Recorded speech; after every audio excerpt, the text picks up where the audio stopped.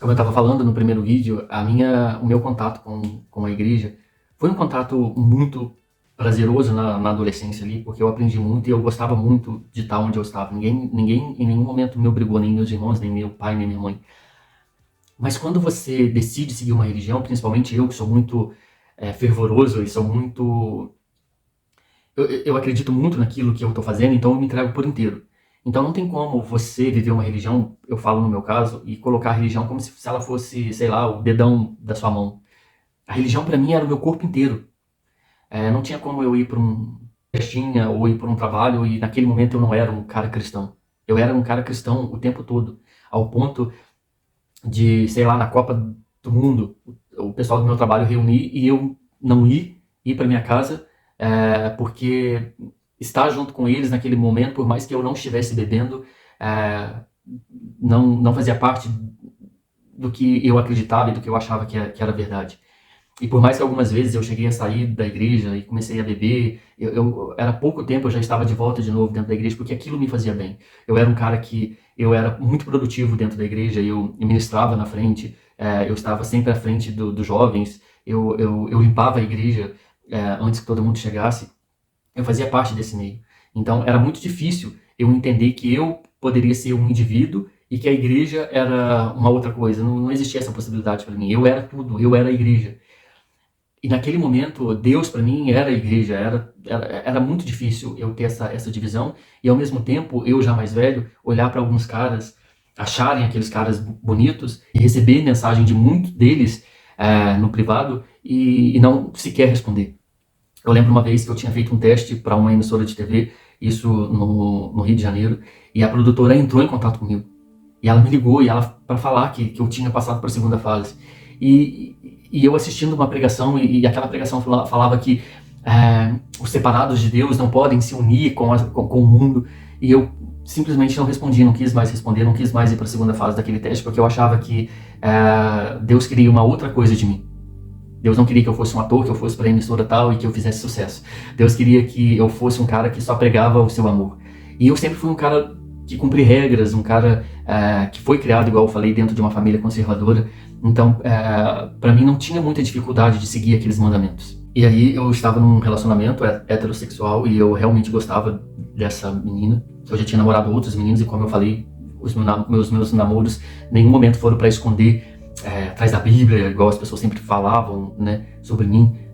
Não era, eu namorava porque eu realmente sentia atração, eu sentia vontade, sentia desejo, eu achava que eu iria casar com elas e tal.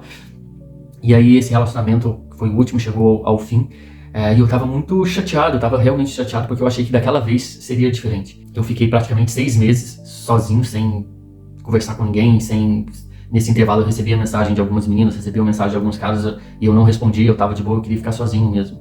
Até que chegou 2017, foi quando eu tive contato com o meu atual namorado, e aí nós começamos a conversar. Comecei a sentir que existia uma coisa diferente ali, porque não existia só um assunto específico, existia vários assuntos. A gente falava sobre política, a gente falava sobre a Copa do Mundo, que estava para chegar, a gente falava sobre a saúde da cidade, a gente falava sobre planejamento, a gente falava sobre o lançamento do filme. Dias a gente conversava e era um oi, bom dia, oi, como foi o seu dia e tal. E eu senti que alguma coisa ali estava diferente, cara. Tava acontecendo alguma coisa ali além do normal. E eu lembro que quase 2 meses de oi, tudo bem, bom dia, e aí, como foi seu dia? E olha que a gente morava na mesma cidade, se encontrava, né? A gente passava perto um do outro, ele de carro, eu indo pro trabalho e tal. Oh, bom, joia.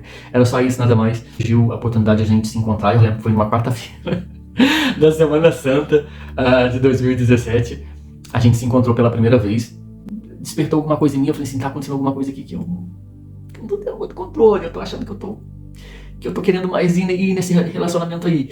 E ele também sentiu essa mesma coisa, então nós começamos a conversar e tal, então nós começamos a ficar, e já fazia 6 meses que a gente tava junto, e praticamente só os amigos muito próximos dele, os meus amigos, ninguém tava sabendo assim.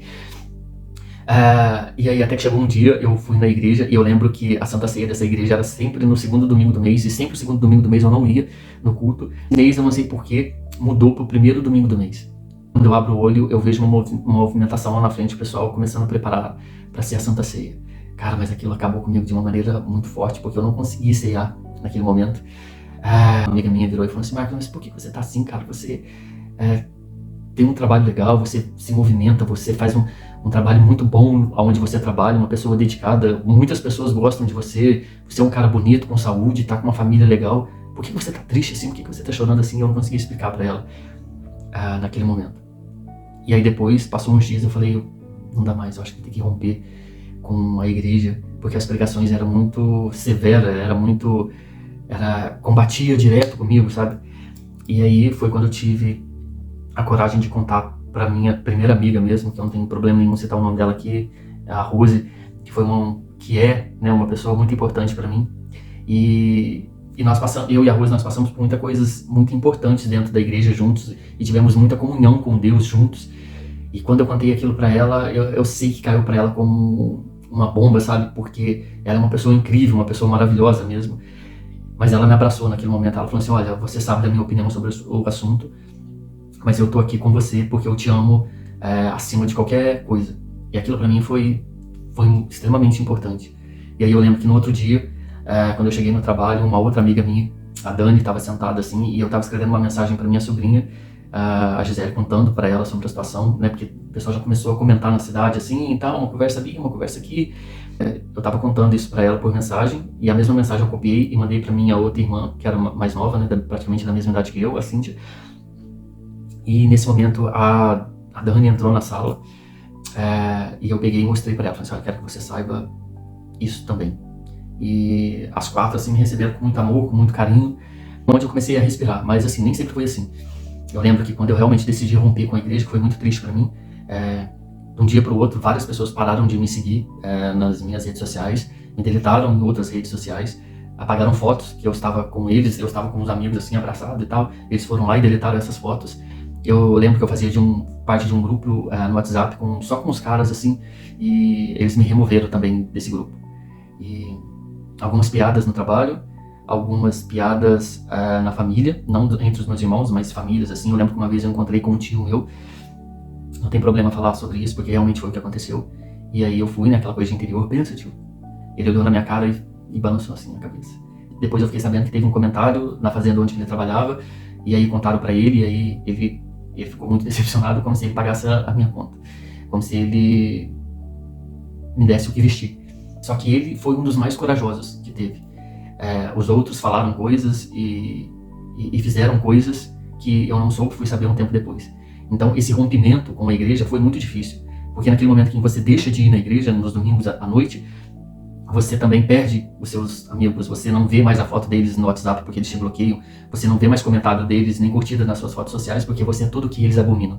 Então para mim foi muito difícil ter que viver isso em pleno já 2018, em pleno um ano onde as pessoas já falavam sobre o assunto abertamente, mas ao mesmo tempo também era um ano político, onde um determinado candidato já falava sobre isso de uma maneira muito mentirosa, que a ideologia de gênero chegaria na escola. Então era um assunto que estava muito em pauta, e muito, vai pro inferno e não vai pro inferno. Então foi um momento onde os pregadores, principalmente da igreja evangélica, ganharam muita força para subir nos púlpitos e pegar o microfone e falar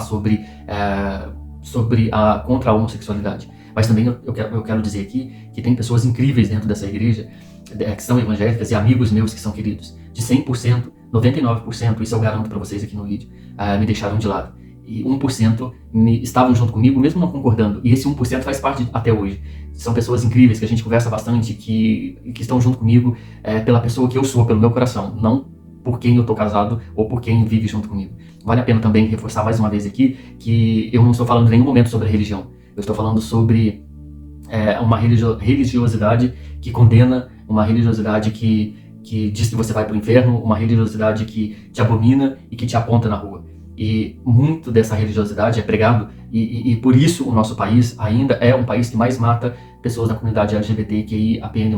Por isso muitas pessoas são humilhadas, são jogadas fora do seu meio familiar, do seu meio amigável e até mesmo do seu meio ali de trabalho, que é o seu sustento. Então, nesse momento eu tive um distanciamento realmente do que eu acreditava que era Deus.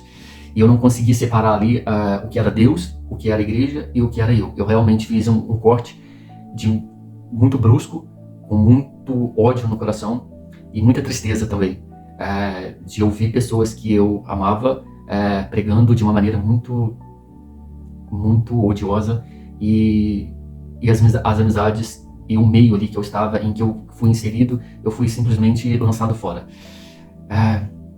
Mas vamos lá pro terceiro vídeo, que eu vou falar sobre a minha união com Deus, sobre a minha família e sobre aonde eu estou hoje.